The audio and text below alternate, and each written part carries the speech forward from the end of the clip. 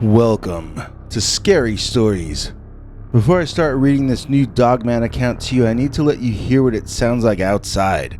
This is gonna be loud, so be prepared.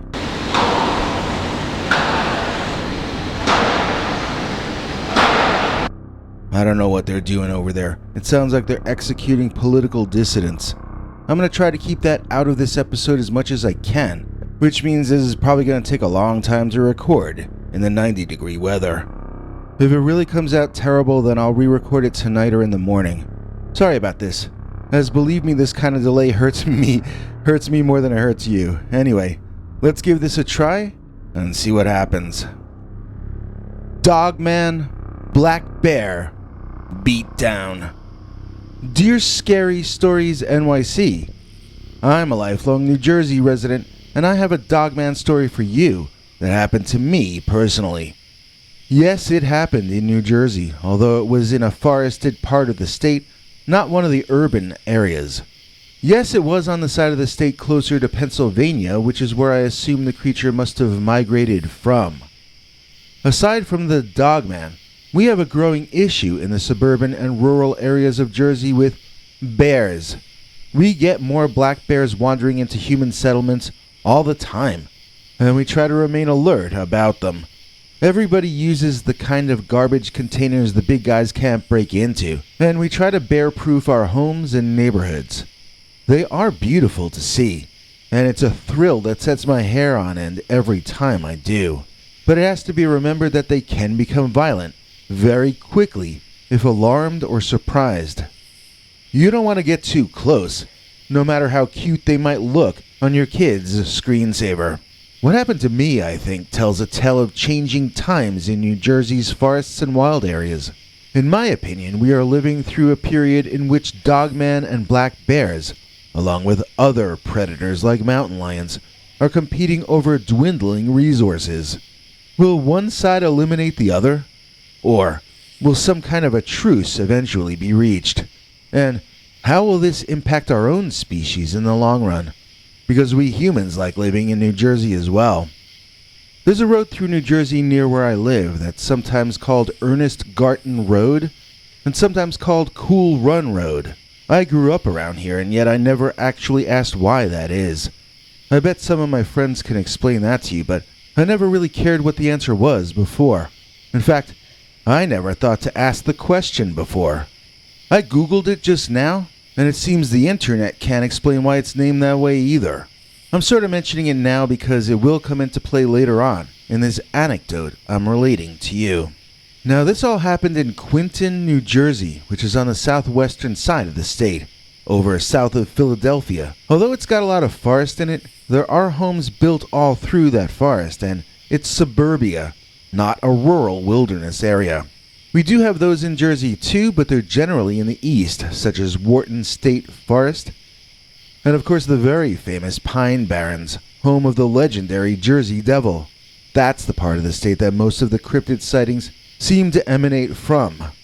In my case, I think it was a Dogman that happened to stray over from Pennsylvania somehow that I saw. Okay, I hope I explained the setting clearly enough. Now I'm going to tell you what actually happened as it all went down.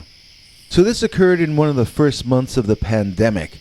My wife had invited her parents to come stay at our house for the duration, which I was fine with. Somehow, without telling us in advance, my in-laws felt it was okay to invite several of their friends to stay over as well. It had led to a big family fight that I was desperately trying to stay out of. I announced that I was going to go camp alone in the woods in order to make space for, half the nursing home to move into my house. But really, I just wanted some privacy for myself. I assumed I could keep in touch in the woods if I parked the car nearby so that I could recharge my cell phone daily. Surprisingly, considering the number of giant cell phone towers I see in my home state, the reception was not always exactly grand out there. Even when you were able to connect, you didn't know how long you were going to be able to stay connected. I don't understand how that could be. When I was in suburbia, not the North Pole, but whatever, that's how it was. I started to develop paranoid theories that trees block out cell reception while I was out there, but mostly I wanted privacy and quiet, so I wasn't calling home any more than I had to anyway. I know of a short dirt road into the woods, and that's where I parked the car. Then I walked straight into those woods from there, until I could still hear the traffic on the road behind me, but I couldn't see it any longer. I wanted to feel alone, yet be able to get back to human civilization quickly, should things turn south suddenly for any reason. And boy, is that what happened. So it was day 9, in my heavenly escape from the planet of decrepitude, when I awoke one night to horrific bellowing and cries of pain outside my tent. The ground shook on more than one occasion, and I was wondering if there was a battle of the dinosaurs going on out there. I was hoping it would just go away, but it got louder, and I could tell that whatever was happening outside, it was moving closer and closer to me. Eventually, I felt I had no choice but to climb out of that tent and make a run back to my car, hoping that whatever those creatures were, that they would remain interested in each other and not chase me. So I was in the process of crawling out on all fours when ba-boom! There was a heavy and large object crashing down onto my tent behind me. I felt a surge of adrenaline, unlike any I had ever felt before, and I ran, without looking behind to see what that was. I made it to the tree line and collapsed in exhaustion and fear, panting uncontrollably. Since I needed to rest before moving further, I turned around to look and see exactly what I was running from. There was a black bear, and the largest black bear I've ever seen, mind you, laying with its back on top of my former tent, now crushed under him or her. I assumed at the time it was a him just because of the size. The bear, while still on the ground, was waving its giant clawed paws, both front and back, in the air at an even larger figure standing over him or her. As soon as my eyes focused on that other animal, I discovered my heart began beating even faster, to the point where it literally hurt, and I grabbed my chest. Maybe that was a panic attack, I don't know, but I thought I was having a heart attack. That other creature was so intensely frightening to see. Of course, it was a Dogman, or else it was a werewolf, or a skinwalker, or something that looked like an upright walking dog-headed hairy humanoid. If the bear was 6.5 feet tall, this guy was 7.5. If the bear was 7, this was 8. And it was muscular, like I've never seen before or since. It was more muscular than even a bodybuilder could get, even one on steroids. It was covered in fur, and yet you could still see the muscles rippling. Even though it had such a height advantage, and even though it was standing while the bear was not, the Dogman seemed unable to finish the bear off. It snapped with its huge, wolf-like jaws. It swung its claws at the canine. Although it did score hits here and there, the bear was able to deflect some attempted blows and to score just as many times with its own huge and sharp-clawed paws. If anything, lying on its back and striking up helped the bear, who otherwise would have probably had a speed disadvantage against the quick-moving, oversized canine. I was watching the animals ignoring me, and I was still catching my breath as I looked around, trying to remember which direction I parked the car in. I was disoriented, and I was in shock. Plus, the clearing looked different at night, at least from the place I was leaning against that tree and panting. I heard some weird sounds behind me that I could not identify. They were animal sounds, though, and so I turned around to see what was what. What I saw, I have to admit, surprised me as much as it disarmed me. I was raised on cute animal TV shows, and so my heart melted as my brain put 2 and 2 together in order to comprehend what I was looking at. In front of me were 2 bear cubs and 3 little wolf-like dogs, and they were all playing with each other. They were play fighting, to be clear, but they were playing, not trying to hurt each other. Those were the sounds I was hearing, the sounds of werewolf pups and bear cubs, playing around. It dawned on me, charmed as I was in that moment, that the two large monsters fighting might have been female. Were they the mothers of these young ones? Looking back toward my tent, I saw the fighting had ceased. The two huge beasts were both standing up now, on their hind legs, and they were looking directly at me. Yes, I could now see that they were both in fact female, and logically, I must be standing right next to their offspring. They didn't like that I was doing that. They started growling. I started running. Convinced I was heading to my car, I put every bit of effort into moving myself forward as fast as possible. I could hear both creatures crashing through the woods behind me, and so I ran even faster. I tried to choose pathways that I hoped were too small for them to follow, but when they couldn't fit, they would just knock a tree over and keep running after me. Possibly the most unbelievable and surreal thing about this part of what happened was that the two monsters seemed to have no more quarrel with each other. What I thought to have been a battle to the death back in that clearing seemed to have been put aside and forgotten, as now the only thing either of them were concerned about was me. I was now the scapegoat of all their problems, and they shoved anything out of their way that stood between them and my sorry butt. You know, I forgot this next part, but I listened to one of your other episodes and I got reminded. I was seeing my life moving in front of my eyes like people always say when they think they're going to check out soon. I don't mean there were TV sets in front of me showing home movies. I mean, I could suddenly remember all the times, one by one, that I had done things which I regretted. I felt really sad, wishing I had a chance to go back and redo those moments. Most of those were times when I refused to stand up for myself, when I folded too soon, when I let people walk all over me.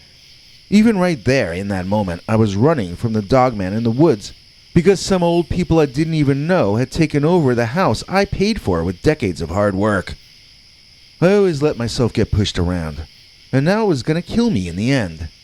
I felt like I was more responsible for what was about to happen to me than that bear or the Dogman. They were only doing what came naturally to them. I was the one who had no business camping on their turf, but I'd allowed those strangers to throw me off my turf. I also remembered every minor victory and achievement in my life as well. That list was a lot shorter, but it made me feel even more deeply sad and sorry to be leaving this earth. Even though I've never achieved anything great, I've enjoyed many sweet moments, and I didn't want to go so soon. I felt like I still have a lot of reasons I want to stay alive.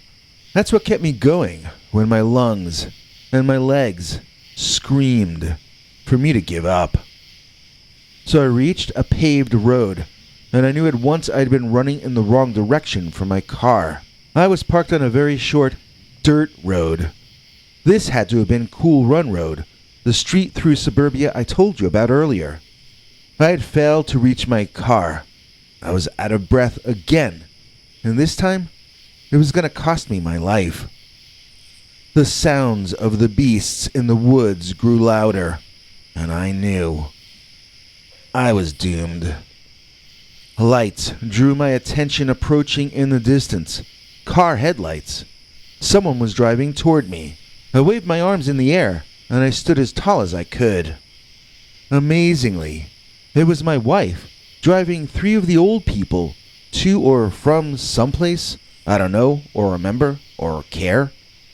She slowed the car down, a concerned look on her face, and asked me if I was okay, which I obviously wasn't. I opened the car passenger door and motioned for whichever old person that was to scooch over and let me sit down. The woman began screeching at me that I wasn't wearing a scrap of cloth over my face as her religion demands or whatever utter nonsense, and to my surprise, my wife spoke up for me, saying precisely what I would have said if I had any breath left in my lungs in that moment. Basically, she gave the elderly Martinet the option of scooching over or getting out of the car entirely and sleeping in the woods for the rest of the pandemic. The shocked old creep moved over, and I jumped in. Then my wife, furious at whoever that was, kept telling her what she thought of her.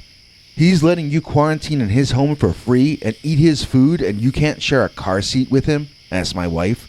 The mean old lady started mumbling something about viruses, and my wife cut her off, asking her who she thought I might have caught a virus from while I was camping. A squirrel in the woods?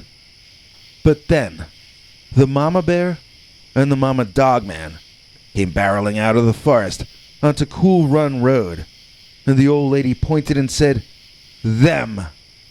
I looked behind and I saw them. The dogman mother was actually over a foot taller than Mama Bear, who still looked to me taller than any male black bear I'd ever seen. She was definitely not a male bear though, believe me. The dogman mama remained up on her hind legs, glaring as we drove away. But the mama bear was already down on all fours, nuzzling her cubs, who were prancing around at her feet. To them, all of this was just a fun night of play. The time for bickering was over, and my wife hit the gas, speeding us out of there. The two battling mother monsters watched us as we left and did not try to follow. Maybe they were out of breath by then too. Maybe they were just relieved to see me go, and to see that any perceived threat to their offspring was defeated and over. So I don't really know if the two mother monsters had been genuinely battling over turf or if they were just play fighting that night. It certainly looked like they meant to do each other harm in the first place, but they sure seemed to be able to put their differences aside and team up after me when they thought their offspring were in danger. I mean, the pups and cubs seemed so friendly to each other. I wondered how much time they had spent together. Was this night their first meeting? Or were they all hanging out all the time? Did those moms have each other's back? Did they hunt together? Whether they had never met before, or whether they did everything as a family, it was nature doing what nature does. And it was a good thing to see, as odd as that statement might sound. As personally upsetting as this incident was, it was also an example of how nature is supposed to work. Mothers are supposed to be overprotective of their brood. And in that sense, in the midst of the hideously unnatural, pointless, hurtful, and illogically dangerous things that were being forced on the human race by those who decided they knew better than us during that terrible time, it was actually comforting to see that nature still does exist and still does rule this planet. The world is still logical after all, even if those in government may not be. And when man-eating monsters have to remind you what logic is, then you know your species has gone way off track. My wife and I found other homes for our collection of bossy and unreasonable octogenarians, and we burned our useless box of stupid face masks. It was the best decision of our marriage, and we're both much happier these days. And that means with each other, as well as with our marriage. So, you never know what's good or bad for you until later on when you can look back on it. At the time, I certainly never expected that I would learn a life lesson from the Dogman Black Bear Beatdown. Dwayne K, I've got to say, puts generosity on display. Please join us in thanking Dwayne K for making this episode possible. Dwayne used our handy-dandy thanks button, located just underneath any of our videos, to donate $50 to us the other day. We can't thank you enough for that, Dwayne, but if you'd like to email us, we'd be happy to send you links to our secret Dogman story archives. Over 25 hours of uncensored stories that only our PayPal club and channel members get to see. Besides, it's suddenly and inexplicably becoming harder for us to reach what has become our average-sized audience. It's clear by now that for various reasons, each ad is paying less than it used to, so we're making less even as inflation rises and it becomes harder and harder to continue spending almost all my time on this channel. When people like Dwayne K donate to us, that keeps us going a little while longer. If you're in the same boat as me, I understand if you can't help us that way, but it sure does help if you like our videos if you subscribe, if you tell your friends who you think might like us, and if you put us on playlists. Those are also very important things that can help us stay alive. Here to explain it all in more detail is our international TV spokesmongrel, Henry Lee Dogman. Hank? Thanks, Biggie. And thanks to all of you for watching this far. If you liked it, please click like. If you'd like to see more of our work, please subscribe. And also click that bell icon if you'd like to be notified when we put out a new episode. To become an executive producer, you can donate to us through the thanks button under each of our videos or through our paypal.me/PeterBernard209 page. To receive cool perks like secret uncensored Dogman episodes far too wild to ever run on this channel, you can become a YouTube channel member by clicking the join button, or join our PayPal subscribers club at peterbernard.com. Joining either at the $3 a month level or above gets you access to our over 25 hours of secret uncensored Dogman stories available nowhere else. Do you have a scary story about Dogman or some other kind of high strangeness that happened to you? Let us know by emailing us at scarystoriesnyc@gmail.com or by leaving us a voicemail message at 804-LA-SCARY.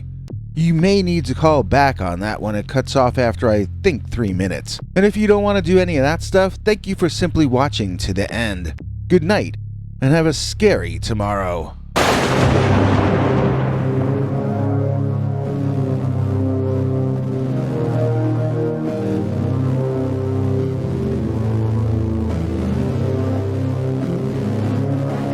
Come back for more scary stories.